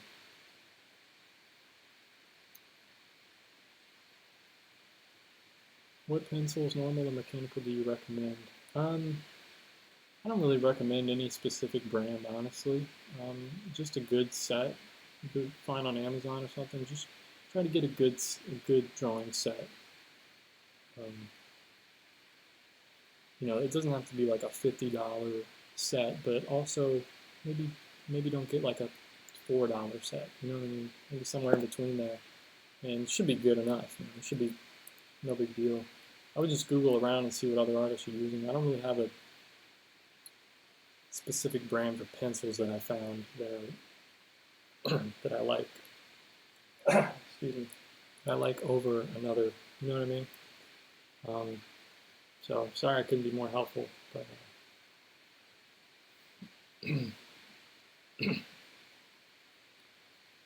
Earth Traveler. I always look forward to your videos. Thank you so much. Hey, thanks for all the interesting questions, man. It's the questions you guys ask that make these live streams interesting and that make people interested in wanting to watch these longer videos, these live streams. I mean, you guys are creating this content. It's just me rambling on about topics you guys are bringing up. So, I mean, if there's any topic you guys ever want me to like talk about, I mean, just ask, you know.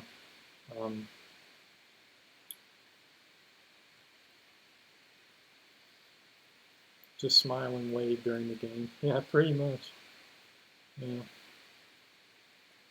Smile and wave and pray for it to be over quick.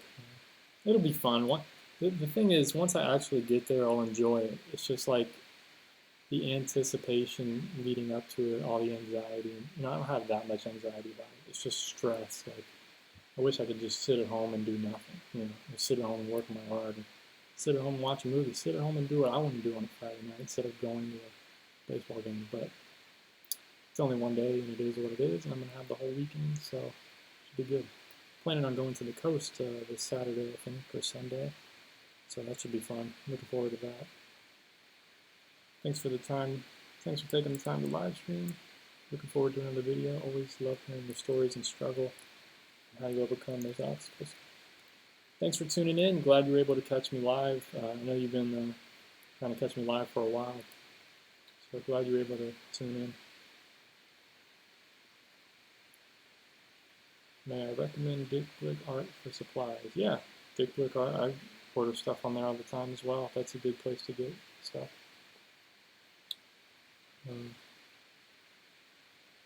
I only use 4 colors in my works: blue, red, yellow, and white. I don't use black. Is that good or bad? I did use in the past. Yeah, you don't need black. You can use black, but you don't really need it. I use the same thing as you, but I also use transparent red earth. I used to use burnt umber, but now I use transparent red earth. It's just a brown, a reddish brown color, beautiful color. And it's the equivalent of transparent red iron oxide, transparent red earth from Gamblin. And yeah, using a limited pile like that is great. There's nothing wrong with that at all. It really teaches you how to mix colors, and it creates a lot of harmony in your work. You get a lot of really great harmony.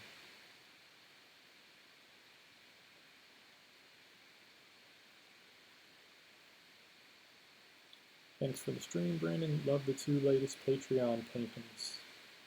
Appreciate it. Appreciate it. Yeah, those were some fun paintings to do, for sure. Now, oh yeah, since you're on my Patreon, thanks for tuning in. I'm going to post about this, but I'm going to let you know since you're here. It's now that I got this microphone, I've been waiting for this new microphone so I can do some more lesson videos on Patreon.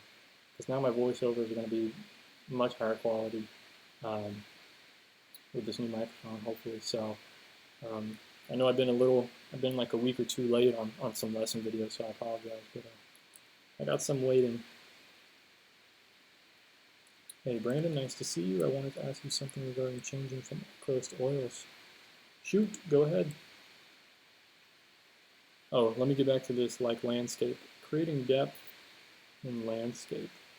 Yeah, it's really that atmosphere. It's that value. Cooling it off usually.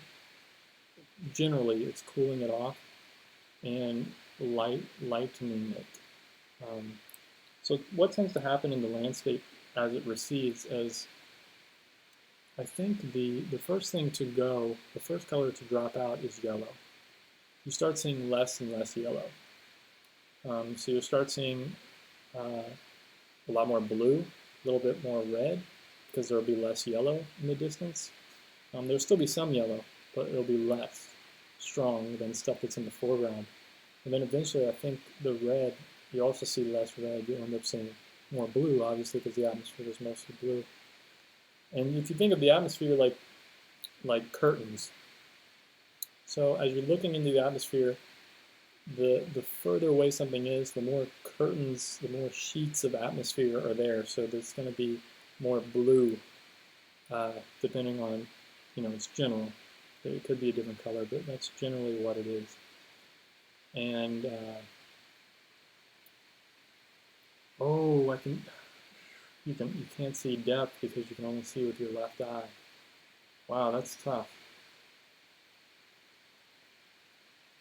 So it's hard for you to judge like depth. I get what you're saying. Let me see. Yeah, I get what you mean. I know what you're saying. I've heard that before. Like having 2 eyes allows you to see depth better. Wow, that's a tough situation. I'm sorry to hear that. Well, Well, hopefully that info I just gave was helpful in some way to somebody out there. Yeah, I would you gotta just do the best you can, I guess. Just pay attention to size. Try to really judge size. You know, use an object or use your thumb to kind of judge, like, you know, the scale of things if you need to. Um, to one another, you kind of have to just judge scale by judging a tree in the distance compared to a tree in the foreground, things like that. So I hope that was helpful. Okay, I want to change from acrylic to oil, and I live in a one-room apartment, so I don't know where to let my oil colors dry, my oil paintings dry, and I don't know what thinners to use, which are health damaging. Mediums and colors. So it sounds like you need like a basic overview of oil painting. I have a shelf over here. See this tall shelf? So when I live in a one-room apartment as well. This apartment that I live in, I'll show you guys here. Can't really show you that much, but it's one room. I have stairs up there that go up to a loft. That's kind of the bedroom, but it's all open. It's all just in one room, one big room, 450 square foot. And so my studio is right here. That's my whole studio in this corner. So I had to take advantage of vertical space. And I got this shelf for like 80 bucks from IKEA. You can order one online or go to some furniture store, get a shelf like this. It's cheap. Set it up. It has it has the top level, and then it has four other shelves. And I created one of those shelves to be a drying rack. And you just look up online drying racks, do-it-yourself drying racks. And I used one from pegboard and like sticks that go into the pegboard, and then you just put your paintings in that if you're doing small paintings. Large paintings, just hang them up. You're gonna have to just hang them up on the wall to let them dry. So yeah, hopefully that helps. I don't know which thinner to use and which are health damaging. I use Gamsol. It's still good to have like a window open or the door open when you're using it. There's other ones out there that are more eco-friendly, like EcoSol or some kind of soy-based thinner that's more friendlier. You can look that up. Just look it up. Go on Google and type in, you know, eco-friendly solvents or, you know, healthy. There's kind of like that are made from like citrus that are healthier to use. There's some that are lavender based. I have a lavender based one, but it's very strong. It gives me a headache, and it's supposed to be healthier, but it's very strong for the small apartment that I'm in.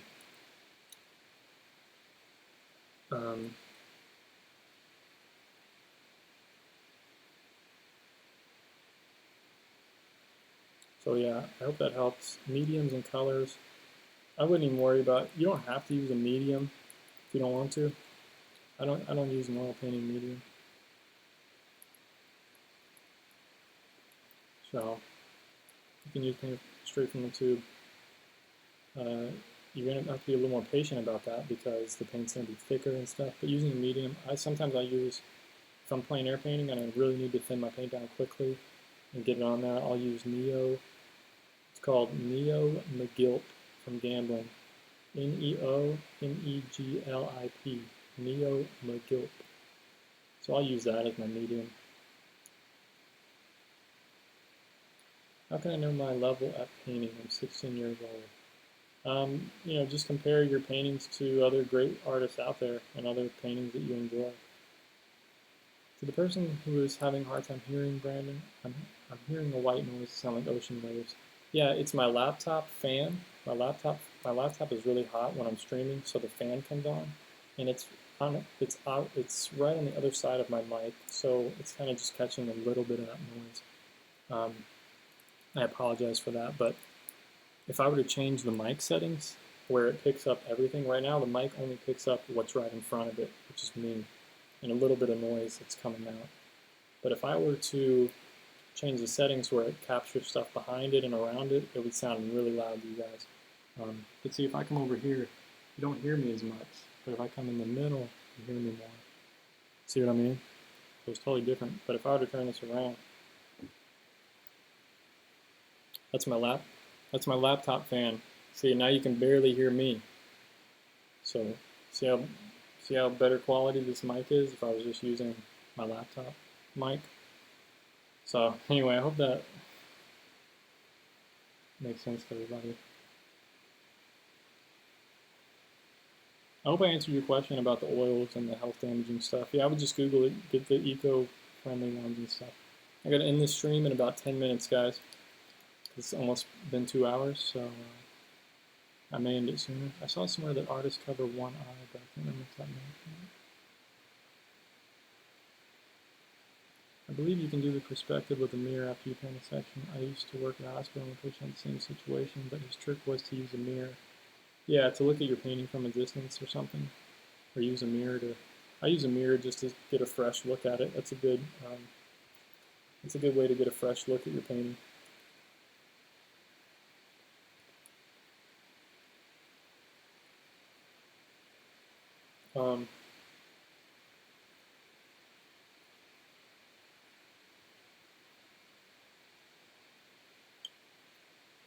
Hey, no problem.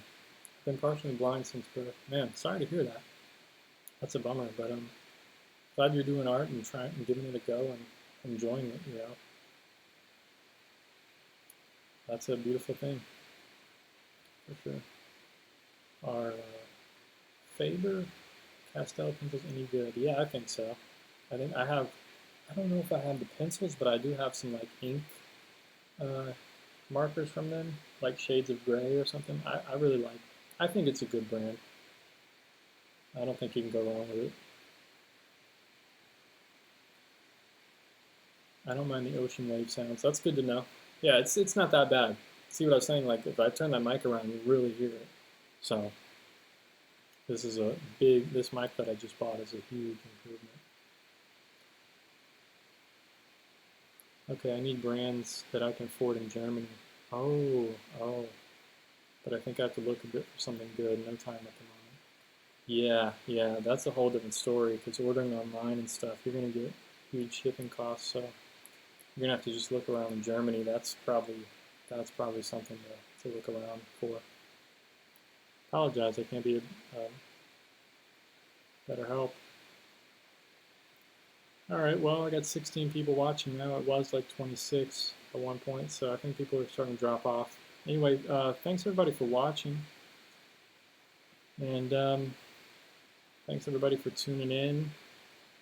I want to try to keep these live streams up, maybe do them once a week, and now that I got this microphone, and you know, I'm gonna keep tweaking this setup. Hopefully, maybe if I can have.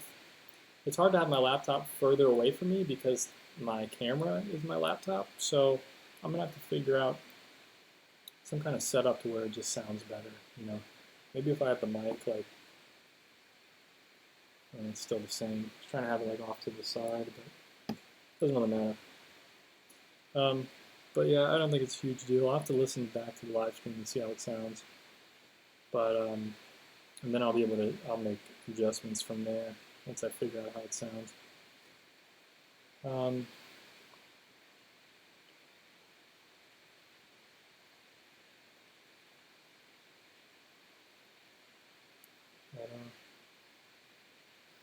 Nice to meet you as well. Thanks for joining in. I'm about to end the stream, so sorry that you're just now tuning in, but I've been on for about 2 hours now, so you're going to have to watch back on the live stream and see what it was all about. Being partially blind may give your work a unique look. Ask someone you trust to give you feedback. Maybe you have a cool style that others don't. Man, that's a great point, Chelsea. Thanks for pointing that out. That's a brilliant point, you know. Like Monet at the very end of his life, he was going blind at the end, and his paintings were looking really bizarre at the end, but there's people out there that love those paintings. All the colors are really crazy and stuff, but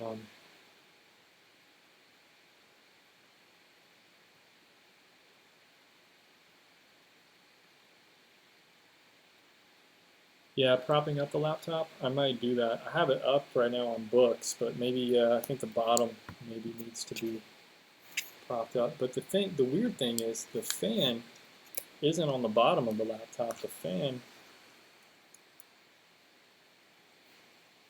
is on the fan's on the top where the screen is. It's pretty bizarre. Yeah, there's no fan on that. There's no vent or anything on the bottom. It's at the top of it where it folds. But that may help it keep it cooler.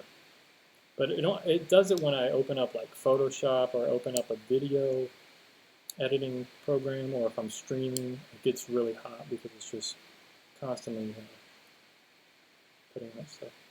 Could you do more sketching videos in the future? I'm just starting to need a few guides. I've watched all your lessons and doing the rendering, like the one video. Yeah, I might. I'm reserving most of my like lesson videos and stuff for my Patreon. Unfortunately, you know, YouTube I'll put like little tips and like you know, time lapses and stuff, but you know, fast time lapses on YouTube. I do the lessons on Patreon are at half speed, or not half speed. They're sped up 2 times, so they're not sped up a whole lot. It's only twice as fast. But I found that when drawing or doing drawing or painting videos, like I think people get really bored when it's like a 2-hour video of me drawing and just sitting there, you know, filling in stuff. It can be really boring. So I speed them up twice as fast, and people still get a lot of benefit from it, from what I've seen. It's not hard to understand. But yeah, just keep on drawing, man. I hope. I'm glad you checked out all the videos, and I'm glad they're being helpful. But I'll see what I can do. You know.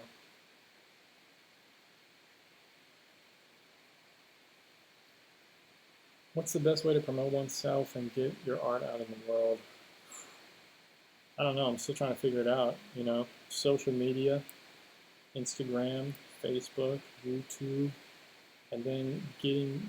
That's for the online internet market. And then there's another market called your local market. Start locally and then start building out from there. Start doing gallery showings that are further and further away from you. Send your paintings through the mail into a gallery showing. Enter juried shows, stuff like that. But there's so many different ways, like it's hard to really say. But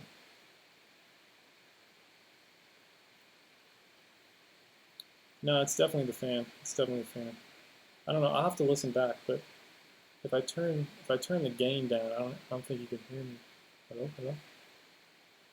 Yeah, I mean I got to turn the gain up, but it's really because I'm right by the fan. I mean I already demonstrated that. I mean that's the fan. So when I move out over here, I don't think you get as much. Still get some of it, but I mean, it's not perfect, dude. It's not going to be a studio mic. I didn't spend a fortune on this microphone, but I'm pretty sure it's the YouTube fan. But I'm gonna check it out and figure it out. So we'll see we'll see how it goes. It could be that like I need this thing on it. Maybe this helps as a pop filter. I need to have to figure this thing out for my voiceovers, but I don't need it right now for that.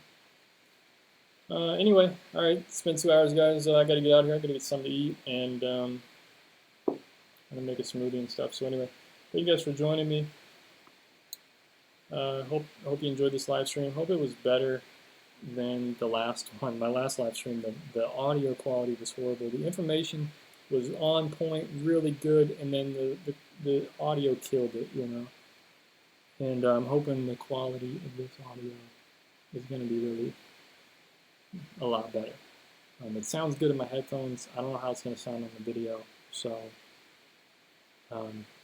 anyway, guys, until next time. One day, hopefully, maybe I'll do some painting or drawing here on the live stream. But that's further in the future because I got to figure out a camera setup because I can't do this with this laptop, man. It's just not going to work. So anyway, thank you guys for joining me. Be sure to check out. Yeah, I'll figure it out. Anyway, be sure to check out my Patreon and Instagram, YouTube, all that stuff. Anyway, take care of yourself. Peace, everyone.